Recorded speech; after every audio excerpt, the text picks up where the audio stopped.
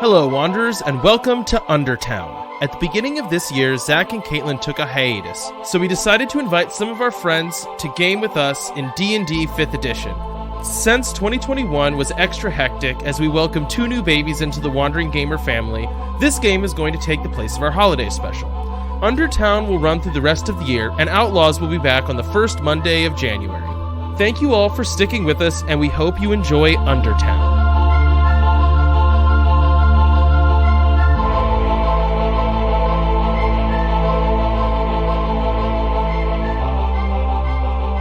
The party are deep in the Forgotten Catacombs, a nightmare dungeon created by the infamous Duke Vile. Duke Vile has created a dungeon that kills every adventurer that tries to enter.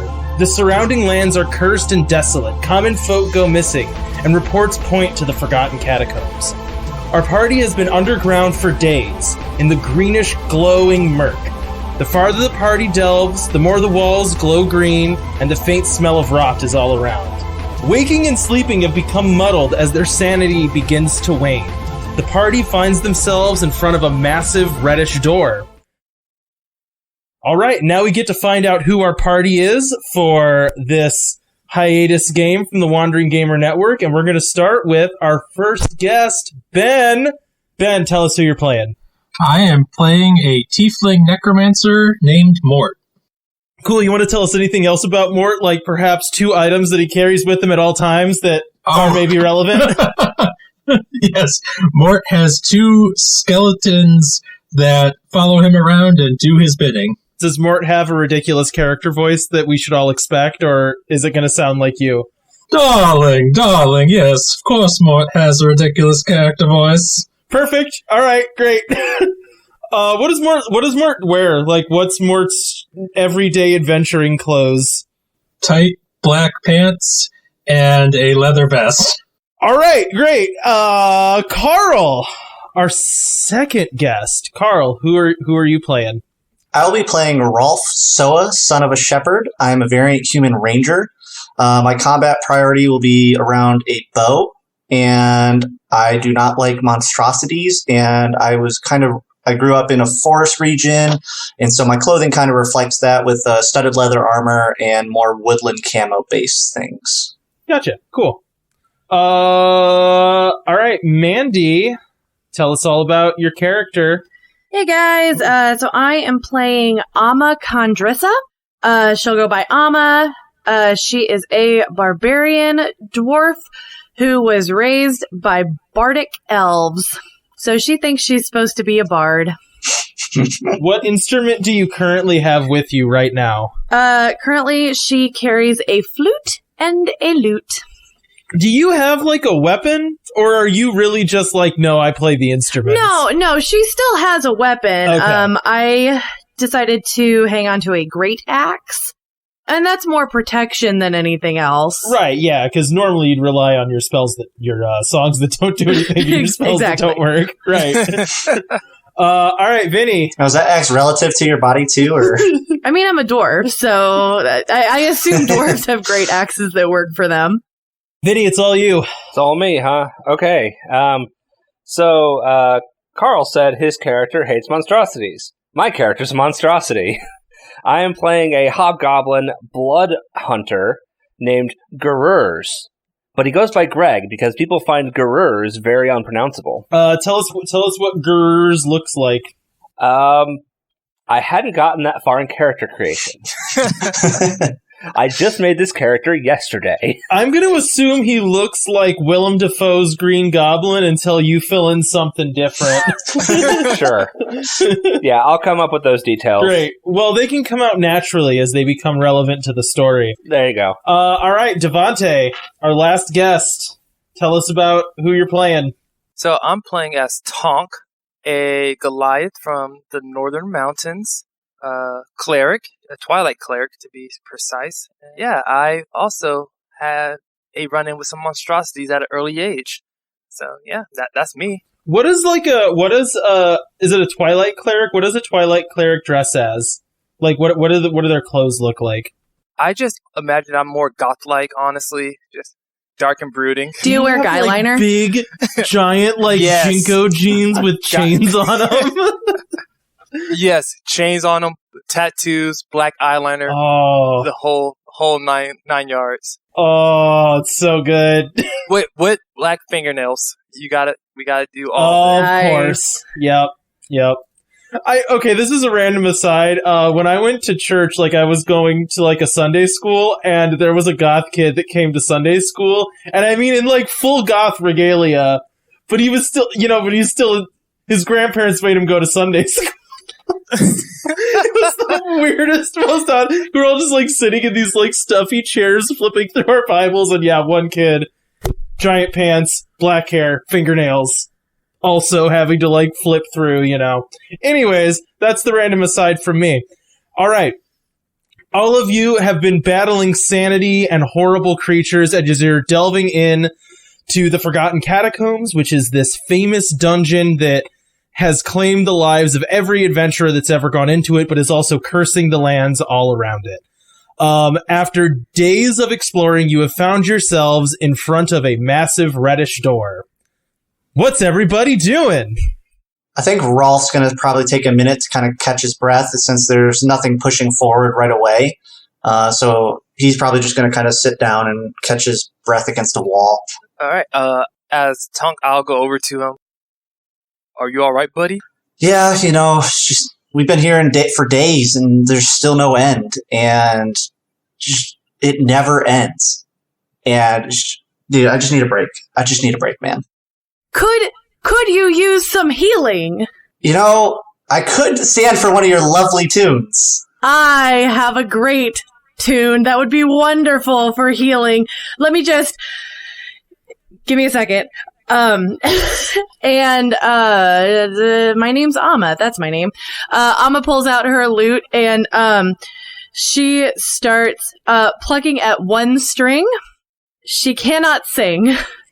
And just one string attempts to do healing word because that is what she has seen her adopted parents do. Roll a performance check. This is happening sooner than I imagined. That's a 2. Nice. That's apt. So, this is very bad. And it's like, you're in the bottom of a pretty, this is a very narrow, tight area that you've all been stuck in together for a long time. And I mean, you've been fighting the worst things you can imagine up to this point. And you've finally just gotten down to this miserable looking door at the bottom of the world. And then here comes Amma, just like, la, la, la, la, just like clanging on one string as loud as she can. It's reverberating. It's echoing, and I need everyone to make a perception check. Cody, I have a question for you. Yeah. Does this rely on hearing? It does, yes. This is a hearing-based thing. Perfect. Okay. I'm going to say that I am not going to roll that because I'm busy. Yeah, you're busy. You're performing. Yeah, that makes sense. 16. 14. On the quick note, though, too, Cody, I think Rolf would, kind of crutch himself up on his bow and go up to Amma and just be like, that was really good. Because, growing up in the streets, everybody has to be included and, nobody gets left out. Trying not to be rude. Thanks, Amma. Oh, I leave. I straight up leave. You just walk off. Just start walking back up the cave. All right, Vinny, what did you roll on your perception? Even with advantage, I rolled a 10. All right, so I think, Carl, you said that you rolled a 16, and by Carl, I mean Rolf. Rolf with a 16. You hear faintly from the door, "Oh, God, make it stop! This is the worst! Boo!" I think Rolf quickly draws an arrow and knocks it in his bow. You draw an arrow and point it at a solid reddish door. Somebody go open that. I go over to the door. I go over to the door and I look at Rolf and give him a nod as I'm about to open it. I nod back. And then I open the door. Great. You throw all of your Goliath strength behind an attempt to open this door, and you just feel a very solid thump as your shoulder bumps into the door, and it goes nowhere. Is this a pull? Can I do an Arcana check? You can do an Arcana check, yes. I don't think that's getting us anywhere. And Devante, did you say, is this a pull? Yes. All right, Ben, with your Arcana check, you can find out if this door is a pull door or a push door. 13. It's a magic door. Okay. You have to do something, and the handle doesn't seem to be something right now. Tonk, look at the inscriptions on the door. Is there anything that stands out to you? Wait, Cody, can I try casting Thaumaturgy to see, because if it's an unlocked door and I cast Thaumaturgy, it'll pop open. Yeah, but we'll have Devante look at the door closer first. Okay. All right, Tonk, you want to try to roll some kind of check on this door? Yes. Can I do Detect Magic? You can. Is Detect Magic a spell? It is. Yes, it's a level 1 spell, at least for Rangers. Okay, gotcha. What is the exact text on Detect Magic? You basically see an aura of magic on anything magical, and you can learn the school of magic it's from. Thank you. Gotcha. You know what? I'll say this. This is a necromantically magic door. So it's red, but it's glowing kind of a greenish, evil, hateful color, as if the magic on this is vile. Duke Vile. Get out. All right, and Ben, and by Ben I mean Rolf. Rolf, you said not Rolf. Tonk. Mort. You keep calling everyone's characters Rolf. I just want you to realize No, that. I'm not. I've only done Everyone it is once. Rolf. You definitely called Devante's character Rolf. No, I didn't. I called him Tonk. Anyway, We are Rolf. Mort, you said you wanted to try to use Thaumaturgy to open the door if it's unlocked? Yep. Okay, you attempt to use Thaumaturgy. You reach out with your necromantic mind and try to jiggle the handle, and it stays shut. It's locked. Thanks, Mort. Unfortunately, I don't know any unlock spells. So I'll have to take a back seat on this one, I think, fellas. Hey, buddy. Can you let us in? You just hear from inside, "Fools and idiots! Poops and idiots! I hate you and will crush you as soon as you enter! I mean, do you want us to have Amma play again? I would rather die!" Amma, that's your cue. Amma is overjoyed to be of assistance and pulls her lute back out and starts strumming 2 strings. Roll a performance check. That is a nat 1. Beautiful. That's what we wanted, right? Yeah, exactly. The voice on the other side of the door goes absolutely silent, and you just hear, like, guttural gurgles. Was that the Song of Death? And there's still a red door. Wait, what happens to the door? I missed it. It's still red in there, yeah. Well, I don't think he's going to open it for us. Cody, is there any kind of, like, what kind of check would it be to be looking for just, like, insignias on the door? Would that be a perception check? Yeah. We can say a perception check. I guess Rolf, while he's still trained on the door with the knocked arrow, I'll roll a perception to see if I identify anything on the door itself. Sure. That'd be a 15. So the red color on the door is not consistent, but it's also not lettering. It just looks like splotchy and faded, as if it was like haphazardly spread over the door from like, I don't know if you've ever painted a wall one color, but from different kinds of paint. It looks like that. So it's not all one exact shade of red. It's varying shades of red, varying like strokes of red. It's all inconsistent and splotchy and kind of faded. And there's no, like, symbology or anything that a 15 would find? I have a thing I want to do. Okay. So, with my knowledge of Hemocraft, can I go determine if this is blood? This is blood. Okay. I don't even have to roll for that. So no, there's no letters because it's blood. Do we have to pay a price of blood to enter? Are you asking the door? Oh, I got this. And he literally, like, Garurs is just going to immediately go, like, he's going to do, what's it called? I got to find all my pieces again. Can you, like, summon blood? Am I about to find out that you can just summon blood? No. Darlings, I've got a different solution. I pull a vial of blood out of my bag. Oh my gosh. He's already doing this. Oh, okay. He is activating his Crimson Right, which basically buffs his weapon until the next rest.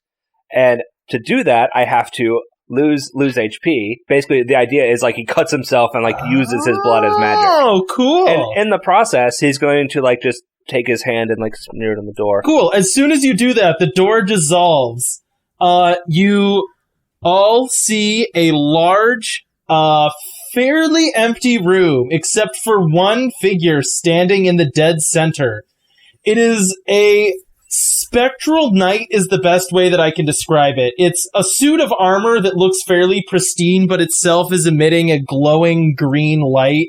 And the figure inside of it is withered and sickly and nearly translucent and slimy, for lack of a better word. I think Rolf would be in a full draw at this point, and then he would also go ahead and be like, state your name. Who are you? What is your name? What is your quest? I am a guardian, and you all must die. Such weak adventurers, all of you puny people. It took you forever to figure out to put red on a red door. Wait, we didn't need to use blood? No, you had to use blood. Are you still confused about the blood? Also, which one of you was singing? I would like to pay you to never do so again. Fellas, I think I figured it out. This is a harming spell. And she's gonna start playing her lute again.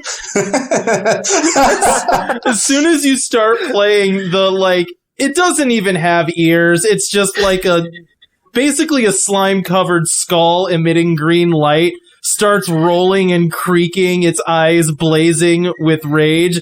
Please stop! I'm stuck down here for all eternity, and I would rather not hear anything than hear you. I think it's working. I love Alma so much already. Cody, did he say his name? No, he doesn't have a name. Or he was just a guardian? Yeah, he's just the guardian. Just double checking. I was like, tell us how to get rid of the curse, and Amma will stop singing to you. All you have to do is get past me. That can't be hard, he says as he lifts like a giant sword and sets it in front of him. Oh, this sounds like a challenge. All right, wait. What's everybody doing here? I mean, he said we had to get past him. I'm just going to try to walk past him. Do you walk like straight up to him, or are you just trying to walk like adjacent to him? Just walking adjacent. Like he said, we had to get past him. I'm trying to get past him. Okay, what's everyone else doing? An Arcana check. I'm going to keep my bow trained on him while Greg is walking by. All right, we'll do that in 1 second. I will walk up to him with my warhammer and shield out. So I just realized something. I've started playing Greg already as if he's not very smart. I have a +2 intelligence. it's my charisma that's really bad. I guess no, my wisdom is 0, so I guess that makes sense. I don't know. Just remember, just because Greg has intelligence doesn't mean Vinny doesn't. Thanks. Sorry, Vinny. My intelligence is a -1, so as far as I know, this loot is working. I'm continuing to play. All right, great. So Ben, roll your Arcana check. 25. Ooh. Okay, so you can tell that this is like a magically summoned spirit, right? It's a manifestation of Duke Vile, and you can detect like that residual necromantic energy that is causing this suit of armor to be animated with this creature. You also detect a lot more of those in the back part of the room. And like right as you come to that realization is right when Devante like squares up, and by Devante I mean Tonk, I'm going to use character names. Tonk just squares right up with this guardian, and Greg walks right across the room, and right when Greg reaches the halfway point, he steps on a metal grate that drops out from underneath of him, and the guardian, Tonk, and Greg all fall into a pit. All of you guys make a saving throw, Dex saving throw. Oh, not Mort. Mort's fine. Okay. So is Rolf. So is Amma.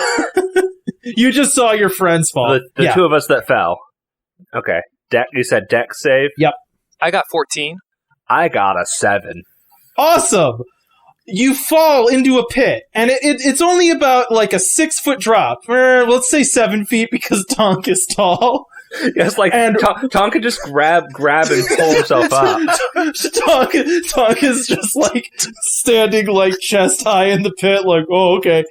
But more importantly, you hear the clanking of metal, and on either side of the pit, two not drawbridges, gates. Two gates open, and flaming oil starts pouring towards you as the two of you take 1d6 of fire damage. You guys both take 1 fire damage as your heels get a little bit crisp from the hot, flaming, burning death oil. So you know how I did the thing where I cut myself and I had to lose health? I rolled a 1 on that as well, so I've only taken 2 damage.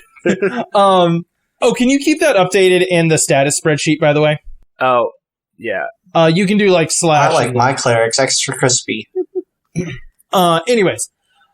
But as soon as the gates opened and the fire started pouring across the floor, cutting the room in half, arrows started whistling towards the three of you that are standing on the other side of the room, back towards the door that disintegrated, as well as spells. So fireballs and magic missiles are whistling all around as the center of the room begins to catch fire. And now we're in initiative. I gotta switch out this D20. That is a 6. 15. 13. 15. Nice. Okay. All right. So, Carl. By Carl, I mean Rolf. I'm going to get this right. Rolf, you have your bow, like, pulled and ready as you watch your friends fall into this fiery pit. And you have that immediate, like, oh no, shoot, my friends. And then you're hit in the face by a fireball. How? For 1d8 of damage. I was gonna say, so it's not the normal fireball spell. Sorry, it is not the spell called fireball. Yeah, because no, that does 3d6. That is a big spell. No, this is these are like and it does 8 damage. Of course it does. I think at this point, Rolf would be very upset about getting hit in the face with fireball. I'm kind of screaming for the sake of other people who live with me. I will not be screaming. All right, Tonk. I climb out of the hole that is to my chest. Which side do you want to climb on? I'll climb out towards the person that I was about to fight before. Okay, he also got dropped into the fire pit. He was fully a distraction. So you're on the side of wizards and archers, Yes. which is fine.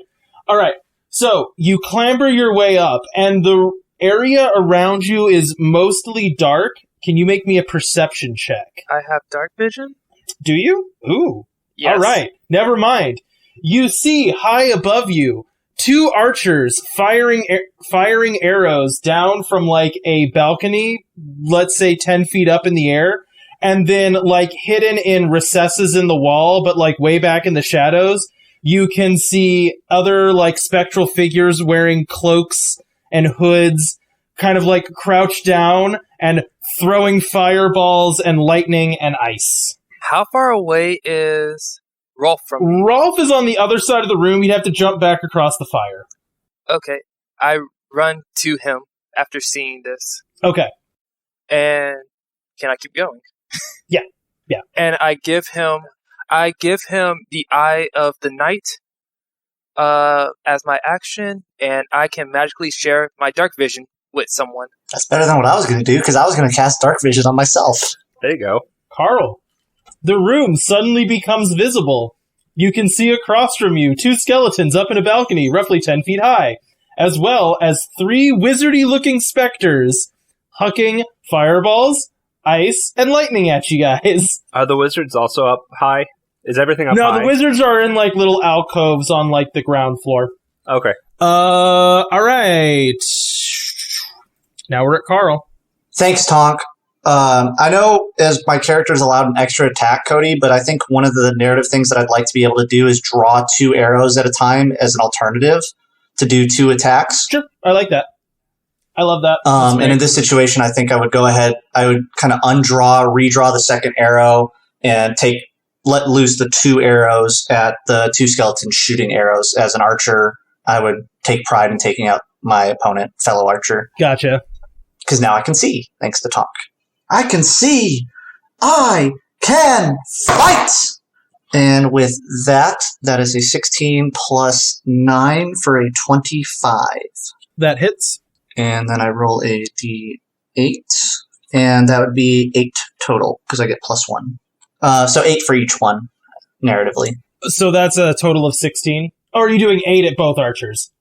8 at both. Oh, okay, cool. So you see their, like, glowing eyes hovering, like, above their bows as they're, like, knocking and firing as fast as they can. And 2 arrows fly perfectly, putting out 1 eye in each of them.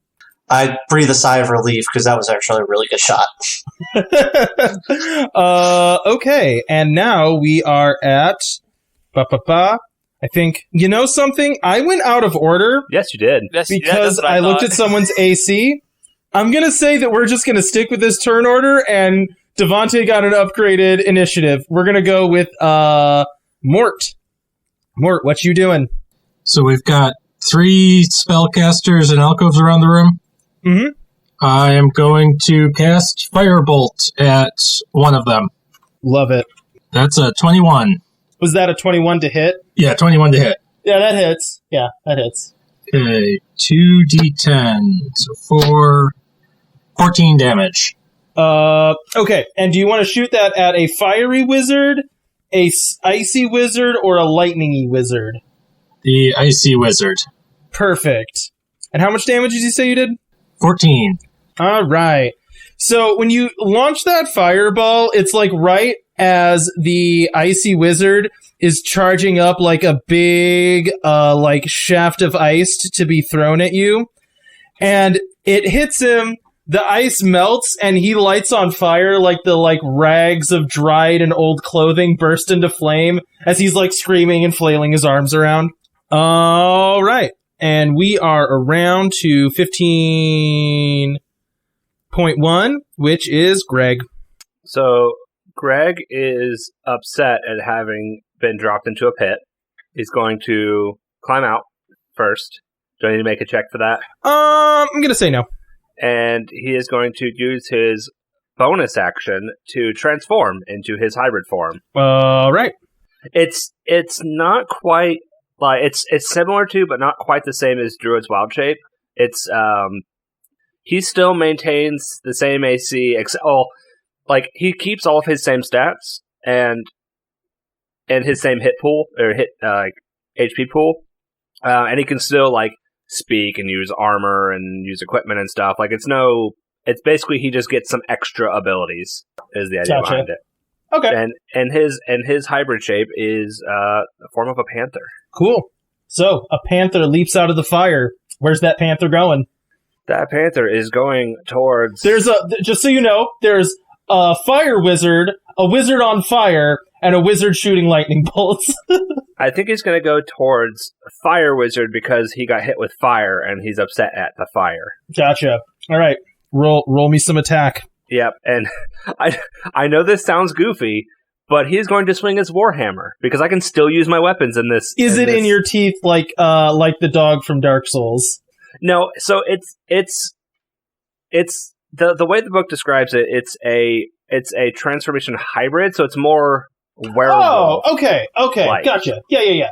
It's literally like lycanthropy, but it's or lycanthropy, whatever. But it's like slightly different than standard. You're a man cat. Whatever. I get it. Yeah. Yeah, basically. Your wild form, a tabaxi. I mean, but larger than a tabaxi. He starts off as a hobgoblin. I am not a Khajiit. Khajiit has wares if you have coin. And yeah, he is the reason I'm doing this is because he gets bonus damage for being cat form, whatever. So yeah, he's gonna swing his Warhammer at this thing. The first I fell off the table. That is a 22. To hit? That hits, yeah. Yeah, that hits, yeah. To hit. And the second one, because I also have extra attack, is a 16. A 16 also hits, yeah. Awesome. So I need this and this. That is 16 damage. It's bludgeoning damage. Dang. All right, so... you started us at level 5. You jump on this fireball-wielding wizard, and it's trying to, like, summon a fireball. It's trying to get a spell together, but meanwhile, you're just, like, kitty pawing it to pieces, you know? With my Warhammer. With your Warhammer. His Warhammer's the shape of a kitty paw. Knocked it on its back foot, so it's not really able to, like, get a spell together. Alright. The Ice Wizard manages to douse the fire that's been annoying him, and throws a big old spear of ice at Mort in retaliation. Oh boy! He misses! Really badly! Like, really badly. It just hits the wall, it does nothing. Almost like he's useless. Thanks, NPC. Amma, it's your turn. Okay, so I'm still standing by the door with my loot. What is right in front of me? So right in front of you, there is a channel of fire. Roughly like 5 feet across. You know, like jump in distance if you need to. Mm-hmm. On the other side of that, there's a fire wizard, a wizard that was on fire, and a wizard that has yet to shoot a lightning bolt. And above him, 2 archers with arrows in their eyes. And then the pit is behind that? No, the pit's in front of that. So, when you walk into the room, pit of fire. Oh, wizards. Okay. Archers above. I understand now. Okay. So, technically, I get 2 actions, but I'm gonna take the first action.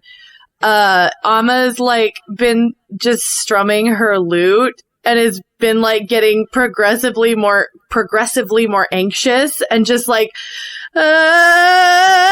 and then, she is gonna rage from that. And, oh gosh. So that'll be, I guess, my first action is taking the rage. Okay. And I'll take that in place of the attack because I think that kind of like that narratively makes sense. Yeah. So now you're raging. So now I'm raging and I'm going to jump across that pit and slash at the first wizard that's in front of me. Perfect. With my great axe. I'll say that is the Icy Wizard. Okay. All right. So that is a 15. To hit? Yes. That ties go to that hits, yes. Perfect. Where's my D12? My poor NPC. You add your strength to that. 6, 7, 8, 9. Yeah. Sorry, so you swing at this Icy Wizard who looks charred from being recently on fire, and it just shatters into a cloud and a little puff of smoke. Right. But now, from behind you, another wizard steps, electricity crackling from his spectral hands as he gestures towards you and fires a bolt of lightning. Does a 10 hit your armor class? No. No. Then he just, a giant thundercrack of lightning tears across the room, outlining you perfectly. I look real cool. Meanwhile, the archers manage to get it together enough to realize that things are not going well. Each of them fires an arrow. One of them at Amma, the other one at Greg. Okay, does a 13 hit Amma? Nope. Okay, does a 14 hit Greg? It would have last turn, does not this turn. And is that just because you're in your beast form? Wait, ties. Actually, hang on. What ties go? Ties go to the attacker. But you said your AC is 15, right? Yeah. What'd you say? The attack? 14. 14. Yep. It would have hit me last turn. Does not hit me this turn. So what happens is it sticks into your thick pelt and does nothing because your cat-like pelt is too good. And Amma and arrow just skitters off the ground by your feet, and you look up and see archers hastily firing arrows at the no longer singing barbarian that just crushed one of the wizards. You know what? Seeing as our campaign is already kind of goofy and silly, like I picked Panther because it's like serious, strong, sleek animal. No, he's a Maine Coon. Nice, big, fluffy. He's a Maine Coon. Oh, that would actually be good. It would add extra protection. Yeah, there you go. All right, and now I believe we're at the top of the turn order again, with a fire-wielding wizard that's going to huck another fireball at Carl. Why? Why? because you you landed some great hits, and he really hasn't been distracted. I mean, he's just been in his little alcove hucking fireballs. So we're gonna see how this goes for him. He can try. Oh boy, did he roll a nat 20. Gosh, you get hit in the face with a giant fireball, just square in the head, taking 11 damage as you're knocked off your feet from the magic. Oh, okay. So just real quick.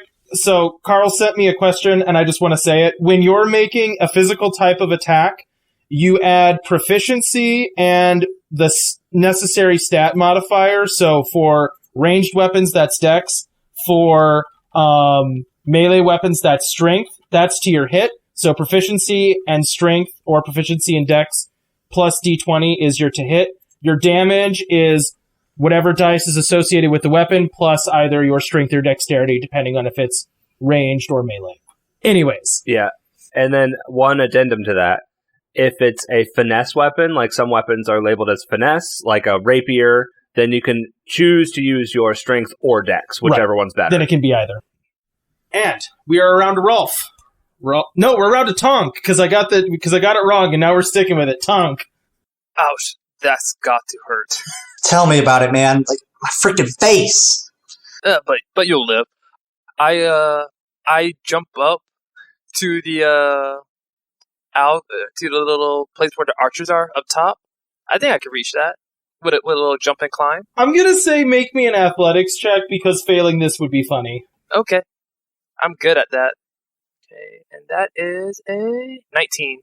All right, yeah, you hop up. It's no problem at all, because it's you could probably just reach up with one hand and just grab it, All right, so you're on a level with the archers. They turn towards you with arrows sticking out of one of each of their eyes. What do you do? I smile at them very nicely, and I swing my warhammer at one of them. The one to the right. All right.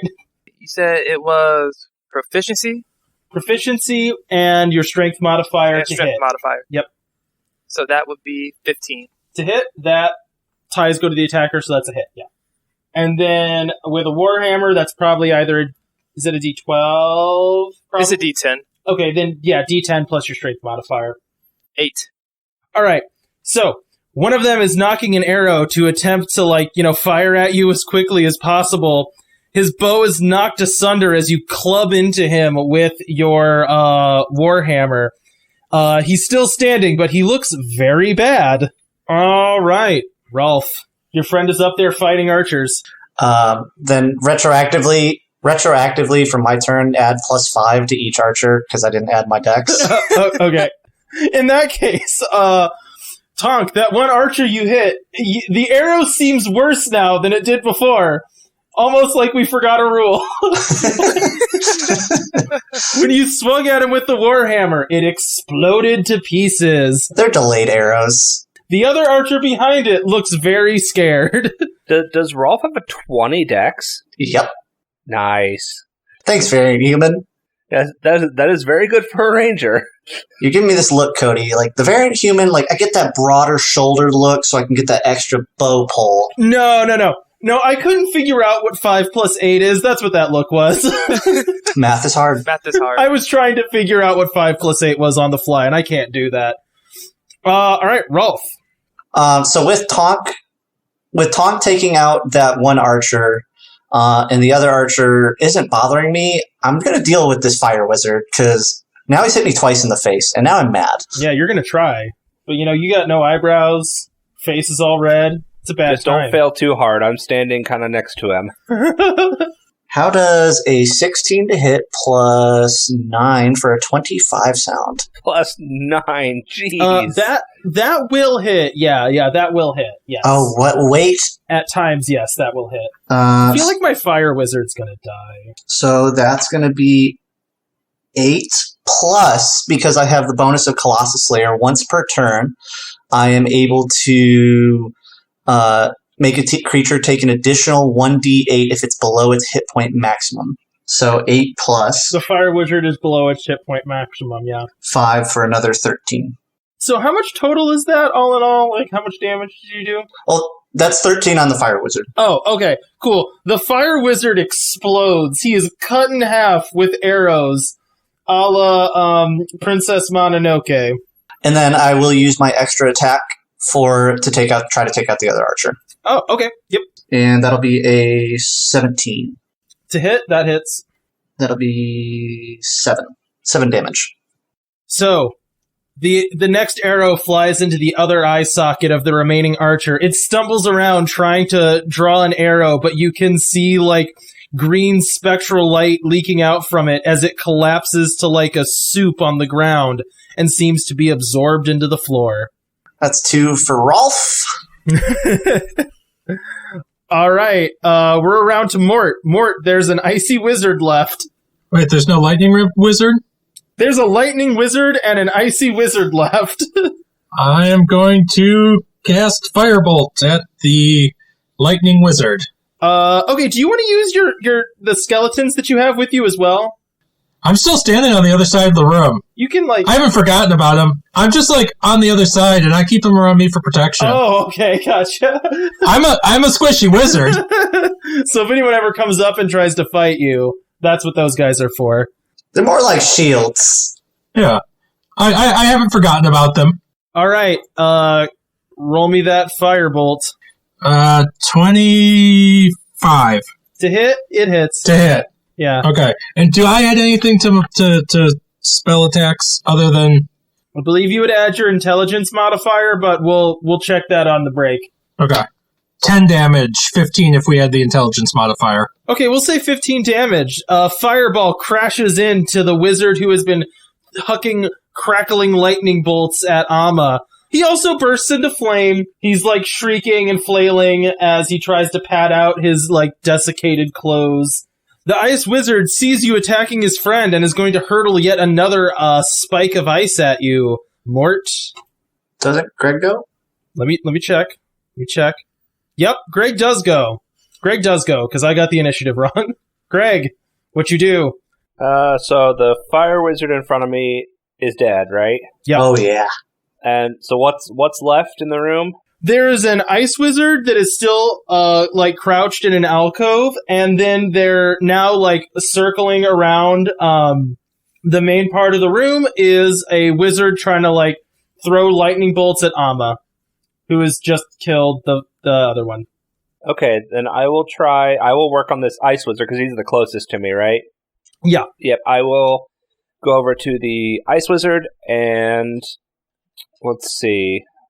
I just realized I forgot to add some stats to stuff. Well, so I have the fighting style dueling, as long as I'm using a one-handed weapon, which is why I'm using it not as versatile. I get +2 to the damage, and I forgot to do that last time. Oh, yeah. And then also, I forgot to do, I had done my Crimson right before we entered the room, which also adds more damage. So I'm like, I'm forgetting all this damage I have.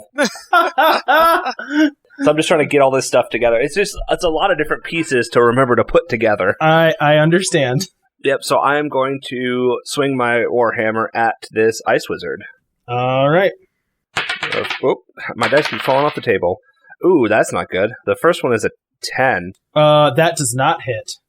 I think Do you have 2 attacks or just 1? I have 2. I was thinking of something. We've determined that these wizards hit AC is 16, right? No, 15? 14. Yeah, so 15 or 14. Oh, it's 15. 14? Sorry, it's 15. If it's 15, I'm going to save face. Save face is a goblin mechanic that if I miss an attack or fail an ability, I can add the number of allies I can see within 30 feet of me with a max of 5. How often can you do that? Wait, there's 4. There's a 4 of wait, what did you say? It was 15 or 14? It is. I have it written down as 14. Okay, then yeah, that's 4. There's 1, 2, 3, 4. Yeah, there's 4 allies. There's 6 allies. 2 bones. Oh yeah, because there's the bone boys. Do I count the bone buddies as allies? I'll allow it this once, and then we'll think about it harder. It's either a 4 or a 5 because it's a max of +5. It's a once per rest type deal, so I can add that to to the roll I made. Do it. All right, so I did that, and so that means it hits. Yep, I like it. And then I have my second attack, That's way better. That is a 20, not a natural one, though. And, okay, I think I've got that. Hear all this dice? Hear all these dice I'm rolling? So that is... Gosh, trying to keep track of all this. That is 28 damage. Because it's my both attacks hit. Each one is 1d8 plus 6. Then I also add plus the d6 from the right. It's like just a lot of damage coming at him. Alright, so that explodes the wizard into pieces. Like just green kind of glowing shrapnel flies all over the room. And again starts kind of absorbing into the floor all around you. Alright. All that's left is a lightning-wielding wizard, and it is Amma's turn. Amma, there's a wizard blasting lightning bolts at you. Yeah, I'm going to take my first attack and try to hit him with my great axe. And I am still raging, so 22. That hits, yes. Perfect. And Cody, I know it doesn't matter. I forgot 2 damage in there because I forgot I was in my hybrid form. That's how many different numbers I have to try to track down to figure out. Because like I get an extra damage for being in my feral form. I get It's like dead. Let it die. Okay, that's 14 damage. Cool. Alright, so you rush up to this wizard that's blasting lightning bolts, and with, like, the room has started to grow silent as you deliver this final blow, shattering this spectral wizard all across the floor, like green smoke is pooling up all around you. Across the fiery moat, Carl, and by Carl I mean Mort, and by Mort I mean Rolf. Rolf and Mort, alone, on the other side of the room, see a hand reach up from the fiery pit, followed by a giant sword, as the champion that was left in the middle of the room crawls out of the oily fire, now himself burning and raging, and starts slowly stomping towards the two of you. Do I see this? Yeah, kind of. Like, I'll say that it'll take you around before you notice this. Okay, because technically I have a second attack, so I was trying to figure out if I could use it. In that case, I just slam the great axe into the floor, like just as a show of strength type of thing. Alright, so in the turn order, it's Rolf first. Rolf, you see this thing slowly dragging its way towards you. I told you, you must die. Did you mean Tonk? No, okay, so Rolf and Mort are alone on the other side of the fire. They're the only people that see this right away. So I think at this point, Rolf would do, like, D&D wise, he'd move away, but narratively, he's going to kind of do like a back jump and let off an arrow at the same time type of deal. Gotcha. So I'll go ahead and roll that first arrow during the jump, and that's a 18 to hit. Okay, yeah, that hits, yeah. So I'll roll that. So that's 8 damage there, and then once I land, I'll go ahead and let off another one with my second attack. Gotcha. And that's a 20 dirty to hit. Okay, hits. With 8 plus 6, so 14. And then at this point, because he should be less than maximum health from the first arrow, this second arrow is then a Colossus Slayer for additional 5. So we had 8 plus... Goodness gracious, math is hard. Just read out the numbers and I'll tell you what it is. No, the problem was I didn't write them down. 8 was the first one, and then I rolled a natural 8 on the second one. With that would be another 6, so 14 plus 5, so 19, 8, 27. There we go. You do 27 hit points of damage as both arrows take him in both of his knees. He buckles and, like, slumps to the ground, but is still crawling towards you, using his giant flaming sword as, like, a crutch to move himself towards the two of you. Mort, what do you do? Can I try to charm person? You know, you can, but it's gonna be really hard, and probably will fail. But you can try. I'm gonna try to charm person. Alright, go for it. It's gonna make a wisdom saving throw, so I just roll and... Well, no, so is it a wisdom saving throw? Yeah, it's a wisdom saving throw. What is your wizard saving throw thing that I have to make? Spell saving DC? Yeah. 14. Okie doke. Okay, so here's what happens. Go ahead and play this out. So it's just like skeleton crawling towards us with the flaming sword. Yeah. Do you really need the sword? The skeleton pauses. It's like what's left of its ghostly flesh kind of like burning away, its armor now breaking apart, and it goes, "No, I guess I don't, but you certainly will." And it pushes the sword over towards you, and then kind of like it like reels back towards the pit and falls into the fire, and you just see like a poof of greed as the fire in the center of the room goes out, and you're left with a sword in front of you. Do an Arcana check on the sword. Gotcha. 26. It's a magic sword. Yeah, that sword's magic. I just want to say, I don't play Kingdom Hearts. It's a keyblade. It's a blade that's going to be used as a key. I accept this. I think at this point, Rolf would go join Mort, kind of looking at the sword, maybe picking it up. Have fun with it. It's a little heavier than I like. Yeah, what kind is this like a... How big is this sword? Like, would it be a sword that Tonk could wield normally, or a sword that the rest of us could wield normally? It would be, like, considered a great sword and would do, like, a great sword's worth of damage. The magicness of it comes from the fact that there's a door on the other side of the room. It's like a keyblade kind of situation, you know? Well, in that situation, Rolf would probably not be able to lift it and would call over for Tonk to come pick it up with his giant body and frame. Tonk! Come get this sword, it's too heavy. What? I turn around and look down. Alright, and then I jump down. And, like, Rolf is struggling to lift the sword. Tonk, there's a big old sword. Puny person. I just kind of, like, give him a punch in the arm that doesn't faze him.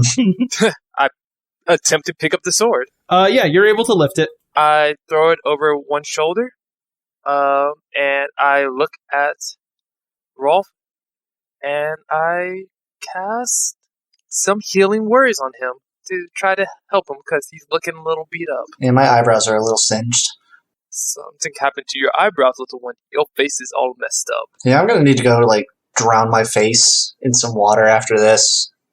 And I think that is 1d4 of healing. Yeah, if you're casting at level 1, I think.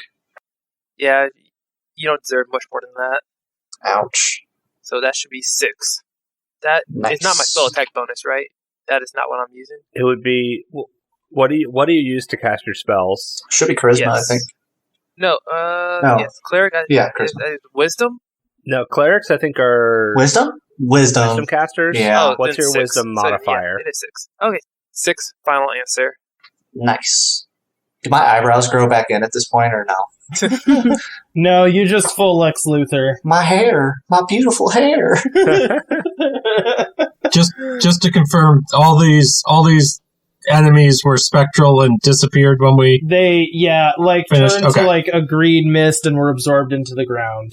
And the oil fire in the middle that the last specter kind of yeeted himself back into, That's burnt out now, yeah. so we can cross. Yep. Okay. So I head over to the door with this keyblade in my hand. Great. There is a very sword-shaped hole in the door. Alright, well, I just put it right in, yeah.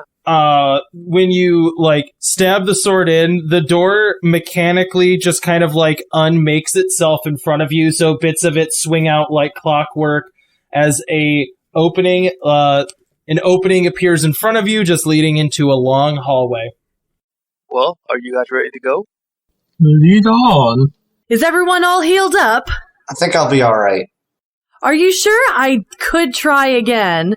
Maybe it might just be best to get to the end of this, and then we can all go out to the pub and get a nice drink. And then you can sing there. For everyone. That sounds like a splendid idea. Tonk, lead the way. What? Fine. Alright, I start walking through the hallway. Alright, you make your way through the hallway. The last thing any of you remember hearing in this world is the faint tink of a tripwire, and then rumbling as you all look up and see boulders falling towards your head. You all awaken on a gloomy road. You feel yourselves kind of pulling out of a faint mist that hovers around the ground. All around you, it is a kind of ghastly and gloomy night. You can see open sky above you, which is a marked difference from the claustrophobic caves that you have been used to. Stretching out in either direction around you is just a simple road. Far off in the swirling murk, you see a ghastly green glow of a lantern bobbing towards you on the top of a stick. That is where we will end. Oh, I gotta make sure to look out for tripwires next time.